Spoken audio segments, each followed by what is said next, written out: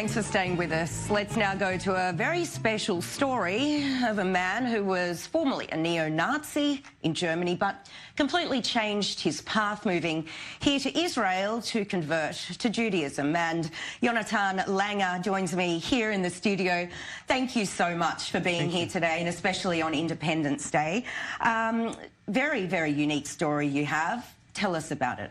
Thank you, Sarah, for having me.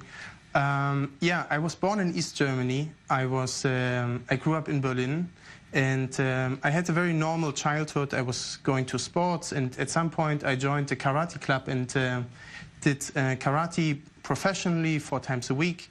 And I was very successful. I became a champion and was competing nationally, internationally, and was hanging out with some friends from the club who were mostly older, my age.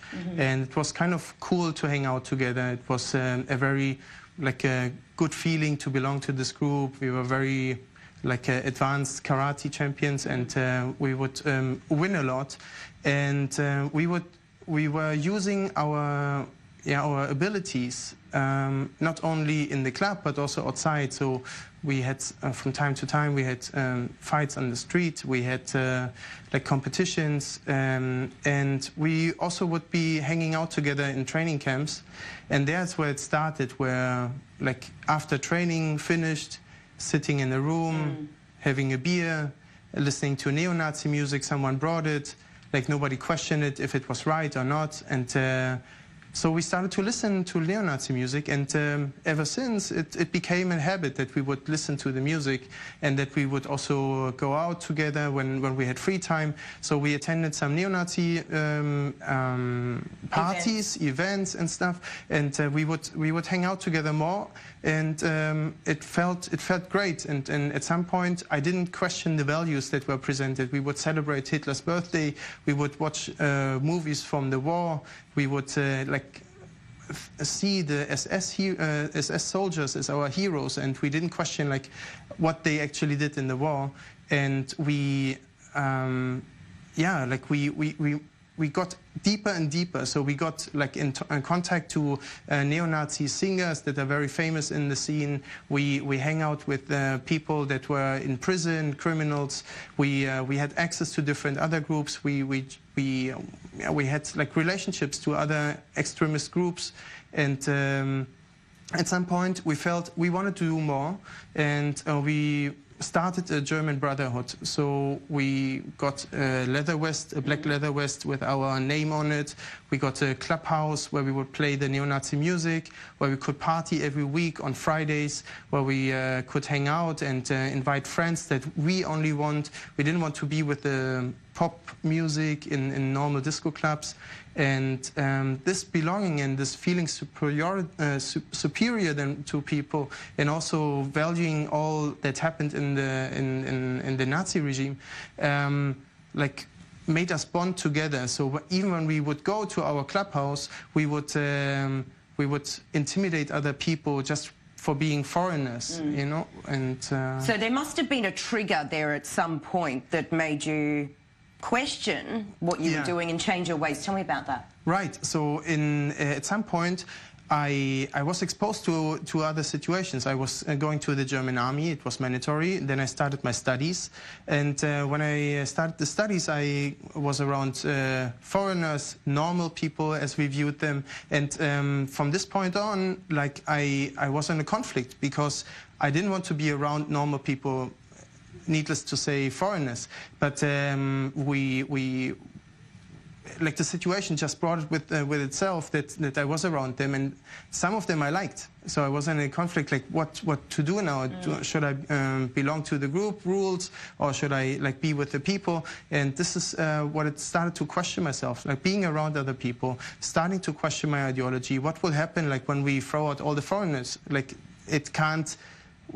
What's the next step? And then I was searching for spirituality at some point, because my ex-girlfriend back in the time was reading different books, and I got exposed to these ideas, and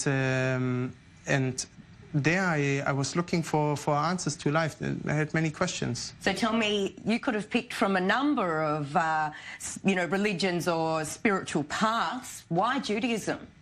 Well, It wasn't so much Judaism. Actually, it came through a dream. I had a dream. Before the dream, actually, I was looking for Osho, Eckhart Tolle, and all this light spirituality that is around. And I liked it, but it wasn't so deep. It wasn't so like full for me. Yeah, I wanted something strong. And then I had a dream where the word Kabbalah was mentioned, and I didn't know what Kabbalah is. I woke up, went on the internet, and I found mysticism. Obviously, it was written Jewish mysticism, but I overread the word Jewish. So in the beginning, I only know that it was mysticism, and I wanted to learn more about it. Sign up for the Kabbalah Center for a lecture, and there I got a lot of answers to all my questions. Okay, so you said to me just before, you've been here now 9 weeks. You're absolutely loving Israel. Tell me, what kind of a message do you want to spread, and what is your goal going forward?